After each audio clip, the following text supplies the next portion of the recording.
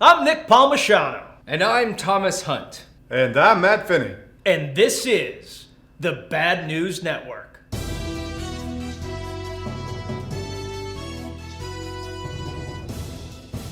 Got another wild week for you, so I'm going to try to hit on a few things and try not to lose my composure like I did last week. The first thing is that it looks like we're going to have our first president that has ever been impeached twice. President Trump has become the first president ever to be impeached twice, and likely will be the first president ever not to be acquitted in the Senate.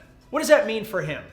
If he is found guilty by the Senate, he could lose his Secret Service protection.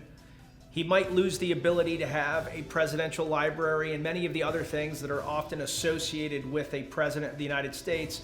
And then, of course, historically, that's a massive blight on his reputation for all time. So what do I think is going to happen? I do think he's going to be found guilty by the Senate. I'm actually surprised that Mitch McConnell did not want to try him and find him guilty.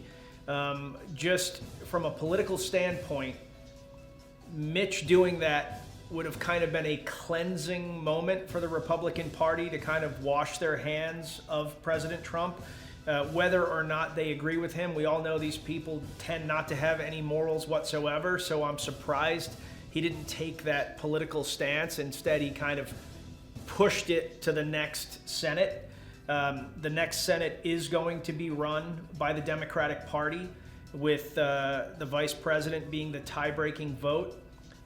I don't see the Democrats not finding the president guilty. You know, there's a lot of people that are talking about, the trial happened too fast, the impeachment process happened too fast. And sure, there's definitely some politics associated with that, but ultimately it all comes down to what everybody saw the president, tweet, say, and then the events that occurred in the Capitol as a result of him saying those things. And I think the Democrats are going to look at this as very cut and dry. In the House, we had several Republicans jump to the other side and vote for impeachment. I believe that Mitt Romney will vote for impeachment. So I don't even know that it'll go to the vice president. I think all the Democrats will vote that he is guilty. I think Romney will say he's guilty, and maybe a couple of other senators. And I think it's going to be a done deal. And this will be the first time in history that this happens, and we're going to see what that results in. We've actually wondered internally if once that occurs, and some of these lawsuits that are present in New York City that are now going to be put forth once the president is out of the office, if we won't even see President Trump leave the country to avoid some of this stuff. I think it's going to be very messy. I think that he still has a lot of people that are very loyal to him, and I think there are a lot of people that want to see him suffer. And I don't think this is over in terms of the country's friction when the president leaves office. I think there's more to come. I just think that people are too emotional right now. One of the things that has frustrated me personally is how quickly everybody changes their tune. And the person that is at the very top of the list for me is Governor Cuomo. That clown had the gall to tweet this week that we cannot close the economy down. We have to let small business work so that people don't lose businesses, lose jobs, etc. Now, personally, I agree with that sentiment. I think that we never should have shut businesses down. It has not helped. Almost all of the people that are getting COVID at parties, in their homes, in small enclosed places, not out and about. But that dude and the entire Democratic Party has been railing against the president, railing against Republicans the whole time, that the president is killing people, the Republicans are killing people. Everybody, the Republican Party is this evil thing that doesn't care about people, and we just all need to lock up inside our houses, and businesses can fall by the wayside if they need to. And now that Biden won the election, the entire tune is shifting. We are seeing multiple Democrats suddenly echo exactly what the president was saying, and the hypocrisy is stunning. Like, it is absolutely stunning that you could truly aggressively say something nonstop for an entire year, literally hang 300,000 deaths around a guy's neck, and then advocate for the exact same policy as soon as your guy is in. It's absurd. But it's not just these individuals that do it. We as voters, we as people, tend to kind of shift our positions with whatever the talking heads have to say. There's a way to avoid this, and I just want you to consider this. One of the reasons that I tend to stay consistent, and I'm not saying that I don't change my mind, only an idiot never changes their mind, but I ask myself in a vacuum, what do I believe about this thing? And I force myself to come up with reasons why I believe that thing. So pick whatever topic that you want. So one of the big issues that people tend to either be black or white on is the economy, right? So there's a lot that's encapsulated in that. There's a minimum wage, which is a big part of Biden's platform. He's going to move the minimum wage up to $15, for example.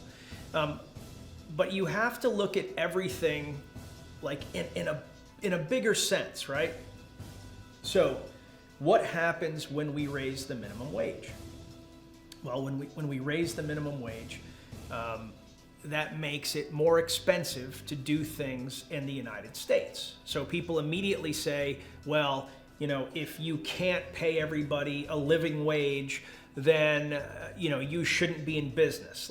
And that's okay. Like, I understand that sentiment. But what ends up happening then is, okay, if I can manufacture overseas for $2 an hour and I can manufacture here for $15 an hour in some of these low-skilled jobs, then why am I going to do that here? If the minimum wage is $15 and the average McDonald's employee currently makes $9, so now McDonald's has an incentive to eliminate those jobs and to create machinery that can do the jobs with maybe one or two higher skilled employees, right? And so it's easy to just say like, well, that doesn't matter, that's fine, whatever, but it is going to matter. One of the reasons why the United States has become weakened in a way economically is because we have no manufacturing, right?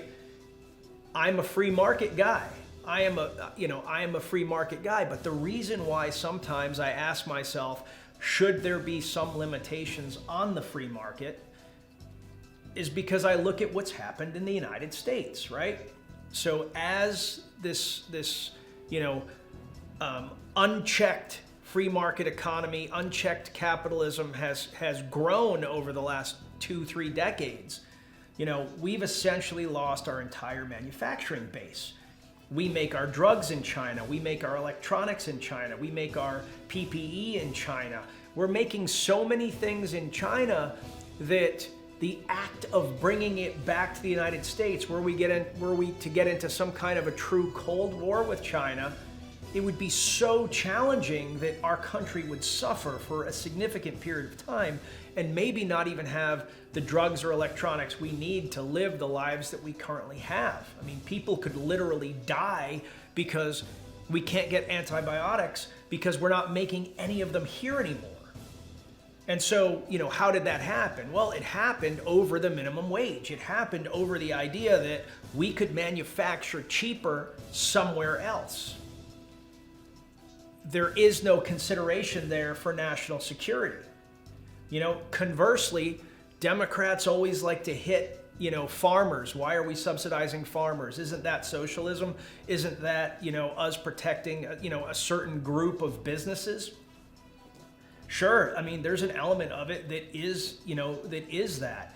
But what happens if we're making all of our food elsewhere and the world decides they don't like us anymore?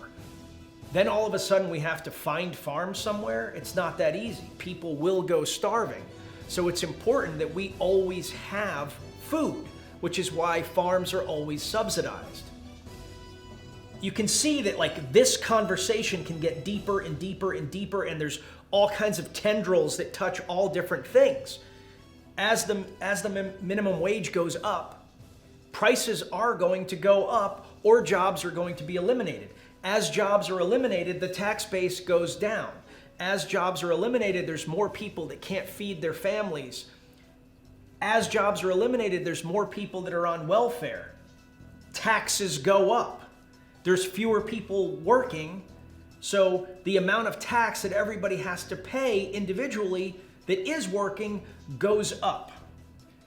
In order to offset some of that, on the business standpoint, because businesses have to hit a certain return, especially if they're publicly traded, prices go up.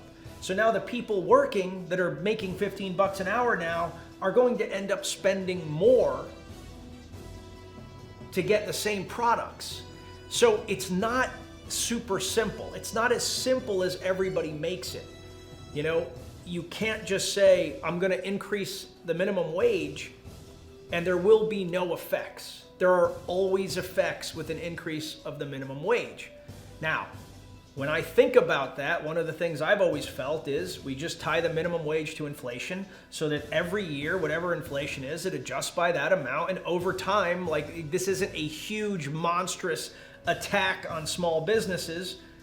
This is just a, you know, okay, there's a 1% change this year, a 0.5% change, whatever it happens to be. So there isn't like this massive hit, but that doesn't make for good politics. It's better to have this fight. So if you do this for everything that you believe in and kind of stake out your feeling on it, it doesn't matter what it is. It can be the controversial stuff. It can be the basic stuff, you know, but like think about it. How do you really feel about the economy? How do you feel about the climate? How do you feel about abortion? How do you feel about gun control? Go through all these things and have these like an intelligent argument with yourself. Don't watch CNN or Fox News and see what they think. Really think about what you think. Google things that you don't know. You know, find out what the numbers are on each of these things and how many pieces it affects. And then decide what you believe. Write it down. Make your own personal platform. That way, when politicians come up and they have this brilliant idea, and the Democrats are saying this and the Republicans are saying this, you don't have to listen to those people. You don't have to think, you know, what does Dan Crenshaw or AOC think about this issue? You think, this is what I believe. This is my personal platform. And you start knowing more about these topics because you've personally thought about it. It keeps you consistent. And when you are consistent, it's a lot harder for these clowns to manipulate you and make you think the world is ending about every topic. Literally everything that is discussed between the Republican and Democratic Party, they make it sound like it's an assault on the Constitution, it's an assault on our democratic principles, it's an assault on everything.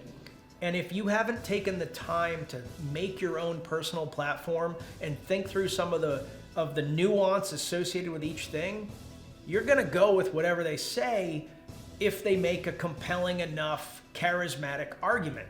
And that's how we end up hating each other. It's because we're ignorant. So, you know, if you haven't done this, it's an exercise that I do often. What is my personal platform? Not only what do I believe, but why do I believe it? So, last week, I was all emotion, fire, brimstone. This week, you know, I just wanted to share my thought process on how I keep myself from being a total asshole all the time on the internet. Just simply by figuring out what exactly I believe and making sure that I always represent that. Probably more boring than last week, but, you know, I thought I needed to take it down a couple notches. To kick off his presidential debut, Joe Biden introduced a $1.9 trillion stimulus package. In the package is a $1,400 check that would make it $2K if you include the last check that was sent to households. Even though the Democrats vowed that they would deliver straight $2K checks if the public voted for them. Now they're like, well, what we actually meant was we would equal the amount so that it's $2K total for you guys. Yeah. $415 billion for COVID and vaccine rollouts. $440 billion for PPP. Unemployment increases to be increased from $300 to $400 until September. The promised student debt forgiveness has apparently walked back to no forgiveness. That's the frosting anyway. Hopefully gender studies in India isn't getting cut out because that would be a shame. Big tech has been at the forefront of the news this week. Following the storming of the Capitol, Twitter announced that it was banning Donald Trump's account. Apple and Google followed suit by banning Parler. A censorship purge followed with most of the big tech guys, mainly Twitter, by eliminating what they called right-wing extremist accounts. This has been met with some major backlash, as critics have accused big tech of pulling some Orwellian 1984 censorship moves. Later, in a comedic twist of irony, Twitter posted a message condemning the censorship of the Ugandan elections. And the hypocrisy train keeps on going. There's been much ado about the National Guard sleeping on the floors of the Capitol building this week. Vocal Americans have stated how disturbing it is to see them sleeping on the floor. How young these boys are, barely even men. Why aren't they on cots, at the very minimum? Why are armed forces in our Capitol building like an occupying force? One media rep was saying how he won't stand seeing these soldiers sleeping on the floor. A charity organization was apparently declared to get these boys some pillows. Great intentions from our fellow Americans, right? These people apparently have never met anyone that was in the military. The reason the soldiers are sleeping this way is Ready Condition 1, so that if in the call of duty, they don't have to worry about packing up cots and pillows and getting their uniforms on. It's standard procedures. Never mind the fact that these soldiers and many like them are not used to sleeping with a roof over their head on a marble floor. Worse conditions are out there. These featherbed need to start calming their tits. At this point, the world is well aware of the Capitol storming Viking named Jacob Chansley. He's the guy with the furry hat and the horns, painted face. He was quickly identified and placed behind bars. But during this week, the story came out which we didn't expect was that his mother was upset that Jacob wasn't eating. Now you might say he was probably fasting as a show of strength for what he believed in and his values. Nope. He actually has a sensitive tummy and was upset that the food he was getting in jail wasn't organic. So everybody's obviously like, ah man, what a loser. You need organic food in jail? What do you think this is, a 5-star hotel?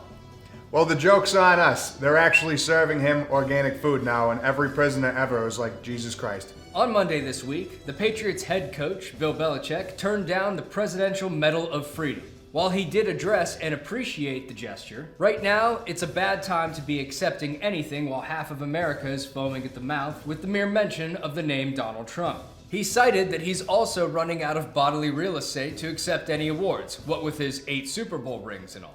Last month, McDonald's reintroduced the McRib, and KFC had a response. Their response was to release a gaming console which you could store KFC chicken in. Genius innovation or peak laziness in humanity? You decide. The US has formally charged 14 members of MS-13 with terrorism. Currently, reports have confirmed that Borromeo Henriquez, one of the foremost leaders of the gang, along with 10 other leaders, are in custody in El Salvador. 3 other leaders are at large, and HSI has offered a $20,000 reward for their capture. Another MIT professor has been arrested for allegedly hiding his sharing of information with the Chinese government. 56-year-old Gang Chen has been a professor and a researcher at MIT for quite some time. The university stated that it finds the arrest and allegations deeply distressing. U.S. Attorney Andrew Lelling said that it's not illegal to collaborate with foreign researchers, but it is illegal to lie about it. Chen is one of a growing list of professors and researchers that have been discovered to have been secretly working for the Chinese government. I'm not actually up on what the punishment is right now, but I think if they upped the ante on that, we would have a lot less of these problems. Dzhokhar Tsarnaev, the living of the 2 Boston bombers, is suing the U.S. government for $250,000 for taking away his ball cap and limiting his shower use while he serves his life sentence. His lawsuit is based on unlawful, unreasonable, and discriminatory treatment. His death sentence was already stayed a while back, where a judge ruled that this kid should live. I maintain, as I always have, that this kid should in fact be set free. In downtown Boston, with plenty of public notice, and let the locals sort it out themselves. Hong Kong has had a lot going on this past year, especially lately where they've been arresting public officials who are pro-democracy. This week, China gave the opportunity to 180,000 of Hong Kong's civil servants to take a pledge vowing their loyalty to the Chinese government. If they choose not to sign the pledge, they would possibly lose their jobs and what we could all assume is their lives. This falls under China's new national security law for Hong Kong that says anything seditious is basically punishable by whatever they want. Thus continues the rape of Hong Kong. And finally, in Florida Man news, Jermaine Henderson, age 39, was scheduled to have an operation in a Miami hospital. During a pre-op shower, Henderson escaped through a ceiling tile and made it all the way to the 10th floor. There, he was able to steal a janitor's outfit and made it out of the hospital, albeit barefoot. This was a movie-worthy escape. Police put the hospital on lockdown, but Henderson, who was in for charges of cocaine possession, robbery, grand theft, burglary, and battery, was gone. He would have gotten away with it too if it wasn't for the fact that for some reason he decided to travel via people's backyards, Ferris Bueller style, jumping over fences and running through a suburban neighborhood. Naturally, people called the cops. One resident said he cleared the fence pretty well, but fell in the landing. And with that, I'm Nick Palmisano. And I'm Thomas Hunt. And I'm Matt Finney. And this is the Bad News Network. Our news is at least as bad as the news you're getting already, and hey, it's a new year. Let's kick this year in the dick. As always, you can use the code BNN on rangerup.com for 25% off. And visit our OnlyFans at Nick and Matt.